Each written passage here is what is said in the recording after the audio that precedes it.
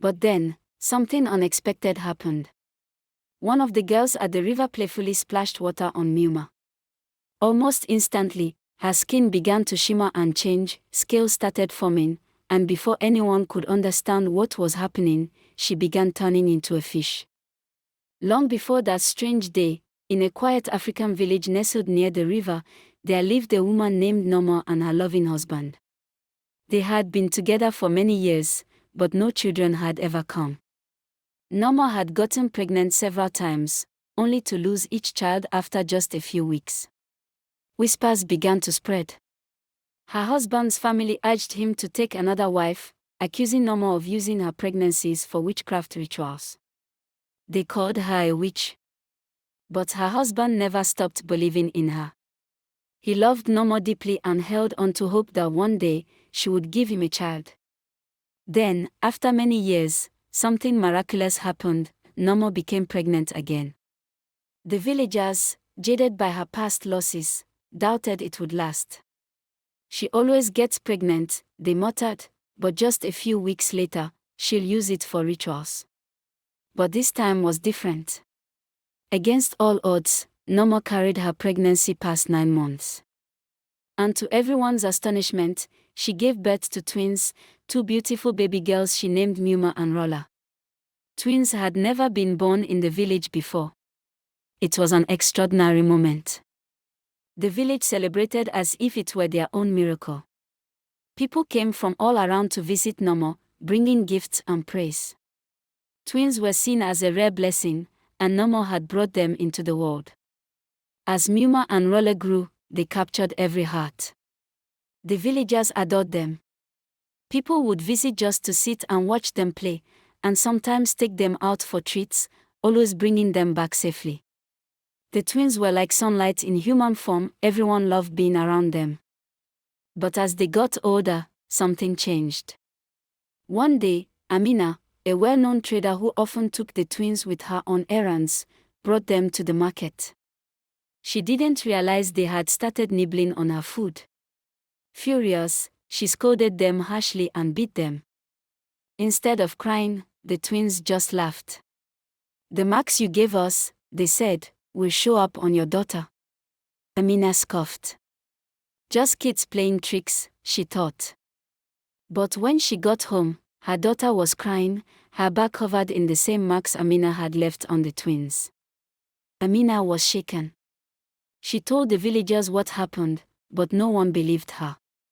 They thought she was lying or had imagined it. But from that moment, something in the village shifted. People began to look at the twins differently. As Muma and Rolla grew, more strange things began to happen. Their ability to transfer pain to others filled people with both wonder and fear. The twins who were once a source of joy were now surrounded by whispers and wary glances. Then came another moment that left the village stunned. While playing one day, the twins accidentally knocked over a cooking pot belonging to the village's most feared elder, a woman known for her sharp tongue and unforgiving ways. Furious, she made the girls kneel, each holding heavy stones as punishment. Despite their apologies, she cursed them. But the twins, fed up with the unfair treatment, cursed her back. "From now on," they said, "every time you try to enter your hut, it will move further away from you." The old woman laughed it off.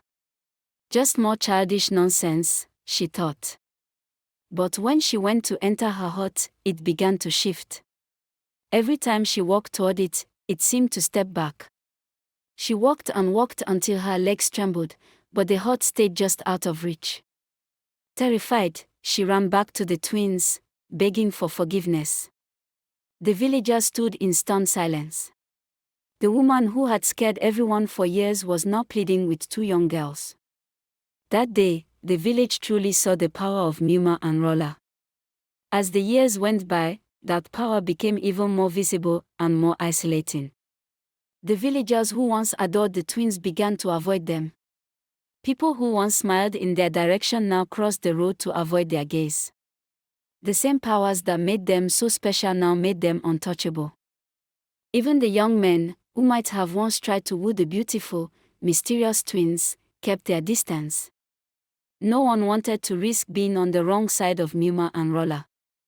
And so, slowly, the twins found themselves alone. Their powers, amazing as they were, had become a barrier. What once brought them love now brought them loneliness. Muma and Rolla often felt like outsiders. All they wanted was to laugh, play, and make friends like the other young people in the village. But no matter how hard they tried, others stayed away. People were scared of them, though the twins never really understood why. More than anything, they just wanted a normal life.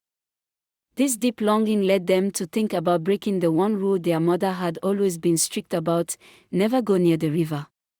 She was serious about it, but she never explained why. That made the river even more mysterious. Tired of feeling lonely and desperate to change their lives, Muma and Rolla decided to go to the river, the very place they'd always been warned to avoid. The river was alive with joy. Children splashed in the water, women washed clothes while chatting and laughing, and the cool breeze carried the sounds of happiness. The twins stood there watching, wishing they could join in just once and feel like they belonged. But as they stepped closer, people noticed them and started to leave. Fear spread quickly. Families packed their things and moved away from the water. The twins' heart sank. But instead of running away, they called out, "Please. We mean no harm," they said. "We just want to play too." Little by little, people stopped and listened. Some stayed, watching cautiously.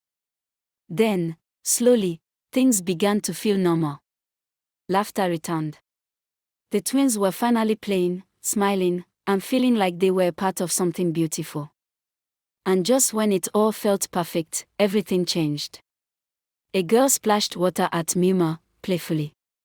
But the moment the water touched her skin, it started to shimmer. Scales appeared.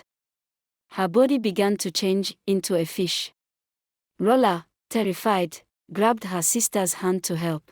But as soon as she touched the water, she started changing too.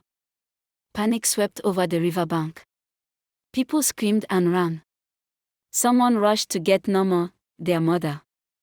When Norma saw her daughters, her heart broke. She fell to her knees, sobbing, as she watched their transformation. Her cries echoed through the trees. She knew this day might come, but she had hoped it never would. Then the village priest stepped forward and revealed a truth no one had known. Muma and Rolla were children of the river goddess. Norma, through tears, confessed. Long ago, unable to have children and afraid of losing her husband and her place in the village, she had gone to an herbalist. That herbalist, in turn, had begged the river goddess for help. The goddess agreed, but under one condition: the children must never touch the river, or they'd return to her. There was no reversing it now. Desperate, Norma set off to find the old herbalist. Maybe there was still a way. But when she arrived at his home, she was told he had died years ago. Her hope vanished. With heavy hearts, the village gathered by the river. There was nothing more they could do. Crying and praying, they returned the twins to the water, back to the river goddess. And then, something unexpected happened. The river embraced Muma and took her in as one of its own. But Rolla was gently pushed back to land, human again. The villagers gasped in awe. Norma ran to her daughter, holding her tight. They were filled with both joy and sorrow. Muma was gone, now a part of the river, but Rolla was home. Over time, life settled again. Norma and Rolla found peace, though they never stopped missing Muma. The river, once feared, became sacred, a place of memory, love, and quiet strength. Norma learned a powerful lesson: to trust in the right time for everything. And the story of the strange twins became a story of love, loss, and the beauty of being different. And so, Muma and Rolla, once feared, were remembered with warmth, their story whispered by the river they could never forget.